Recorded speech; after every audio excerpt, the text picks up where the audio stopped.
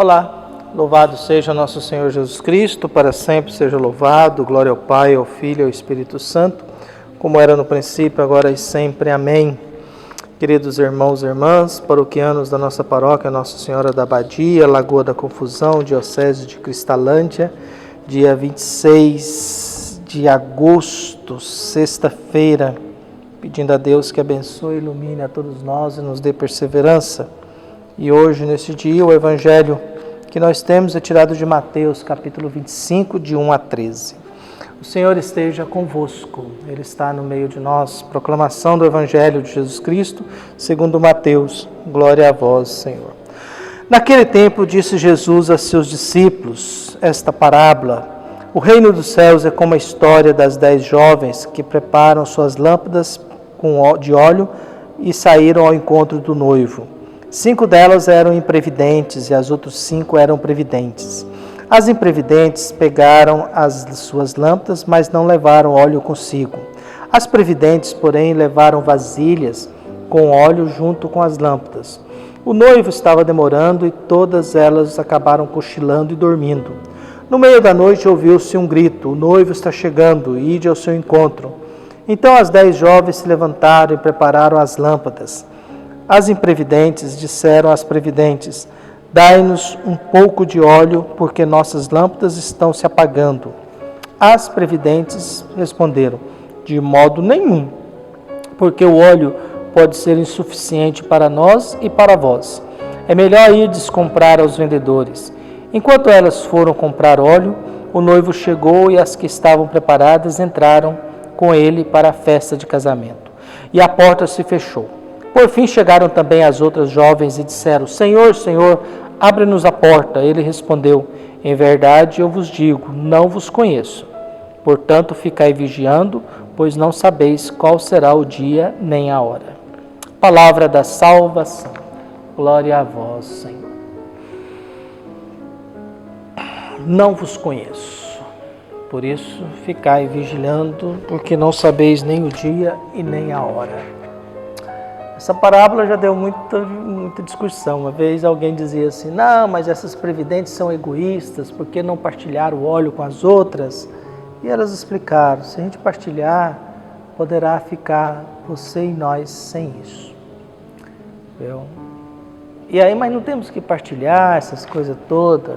É muito interessante. O politicamente correto é uma canseira no mundo atual, porque a gente quer justificar tudo, explicar tudo, e tudo tem que ser correto, e nem tudo é correto. A vida não tem lógica. Você nunca vai entender por que um homem bom, honesto, justo,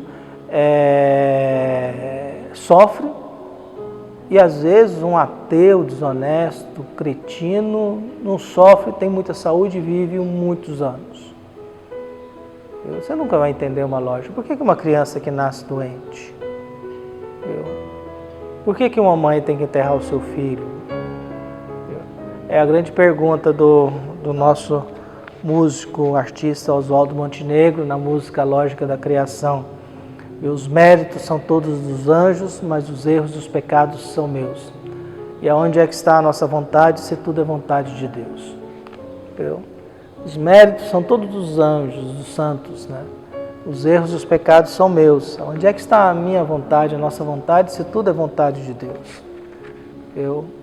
Então a gente vai buscando essa compreensão. A parábola de hoje acaba dizendo o seguinte: olha, nós somos convidados para um encontro.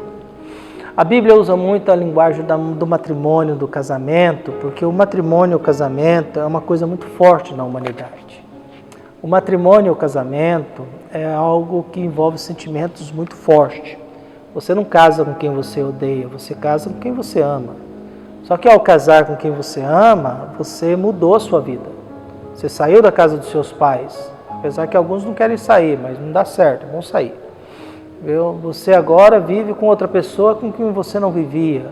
Agora você tem outra casa, você tem outro ritmo, você tem outra pessoa na sua vida. Depois nascem os seus filhos, e aí você tem outra responsabilidade. Acho bom, interessante que, tempos atrás, escutando um filósofo ateu aí, ele perguntava assim, professor, uns dizem o seguinte: você tem esperança no mundo? Ele disse o seguinte: todo mundo que tem filho tem esperança no futuro. Todo mundo que tem filhos tem esperança no futuro. Viu? Porque ter filhos hoje é ter esperança no futuro. Porque caso contrário você não teria filhos. Vou colocar uma criança no mundo para colocá-lo numa situação delicada. Então todo mundo que tem filhos hoje tem uma esperança. Eu achei muito interessante a explicação. Você tem esperança no mundo, então se você tem filhos, você é uma pessoa esperançosa, porque você espera que o mundo continue para que seu filho viva. E a parábola de hoje nos apresenta esses 10, e elas têm características, são previdentes e imprevidentes. As 10 são convidadas, umas são precavidas, viu? Porque sabe que matrimônio, você não sabe que hora que o noivo chega, não existe horário. Uma já sabe disso porque é uma tradição. No casamento, as meninas ficavam esperando com a noiva no lugar, depois, em determinada hora, o noivo chegava com os homens para a cerimônia do matrimônio e entrava e fechava a porta para a festa. Isso não tinha horário. Então, quer dizer, algumas sabem, a gente não sabe quando. Alguns têm a pretensão de saber quando é que Jesus vai aparecer, alguns têm a pretensão de dizer quando é que vai ser os sinais, quais são os sinais do fim do mundo. Tudo isso é bobagem. Biblicamente, historicamente, racionalmente, logicamente, tudo isso é bobagem. É aquilo que Jesus, vocês não sabem nem o dia nem a hora. Então, quer dizer, essas agora, como demora muito, dormiu. Só que alguém grita no decorrer da madrugada, o noivo chegou. As previdentes estão prontas para chegar, as outras não. Há um diálogo, escuta, passa para nós, não dá. Se eu passar, não pode comprometer todos nós. É melhor você ir lá e comprar para você chegar. O que quer dizer isso? Vamos dizer e lembrar que o Evangelho é de Mateus. Para Mateus, o centro é a justiça. A justiça. Mateus gira em torno da justiça, tanto que no capítulo 5, versículo 20 diz: se a vossa justiça não for maior do que a justiça dos fariseus e doutores da lei, vocês não entrarão no reino dos céus.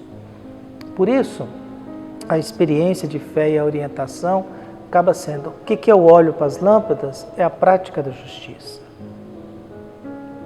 Quando a gente descuida e não pratica a justiça, pode ser que a gente não terá óleo suficiente para manter a luz acesa para receber o noivo. Pode ser que a nossa luz se apague, porque a falta de justiça apaga a luz da nossa vida.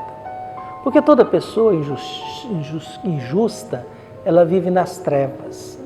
Ela não é luz para nada e para ninguém. Toda pessoa que pratica maldade, o desrespeito, a desonestidade, toda pessoa que se julga muita coisa, ela não tem luz. Ela acaba perdendo a luz. E por isso ela não está pronta para encontrar Jesus que vem como noivo. E não tem a oportunidade de entrar para a festa do reinado de Deus, porque ali fecha a porta. E qual que é o problema disso? Quando a gente perde a justiça e depois a gente tenta recuperar, pode ser que seja tarde. E ao ser tarde, o que o noivo diz? Eu não vos conheço. Vocês não praticaram a justiça. Vocês não se preveniram. Vocês não se organizaram. Vocês descuidaram. Vocês não praticaram a justiça. Por isso não vos conheço. Vocês perderam a luz, perderam o brilho. Vocês perderam o sinal do batismo. Vocês perderam o sinal da graça de Deus. Por isso não vos conheço. Isso quer dizer que quem pratica a injustiça pode correr o risco de, quando tiver que se encontrar com Jesus, não terá luz. E Jesus não irá reconhecer. Que o grande perigo da vida acaba sendo esse: eu não vos conheço, eu não sei quem vocês é, eu não sei o que vocês fazem da vida. Por isso peçamos a Deus que não deixe com que a luz se apague, que Deus continue nos ajudando a ser previdentes. A gente não sabe, mas que a gente continue fazendo o bem, servindo e praticando a justiça, seja lá que hora que for. Ou que Deus venha nos visitar, ou que a gente possa ir visitá-lo na hora X. Acho interessante, uma vez o Jô Soares morreu tempos atrás, ele era ministro da Sagrada Comunhão durante o tempo da ditadura, e ele dizia que não tinha medo da vida nem da morte, ele tinha medo de se tornar improdutivo. viu? E trabalhou até morrer. Acho que ele não teve medo nem da vida nem da morte. E não foi um homem produtivo. Viveu produzindo arte e produzindo beleza até o fim da vida. Um abraço e até mais.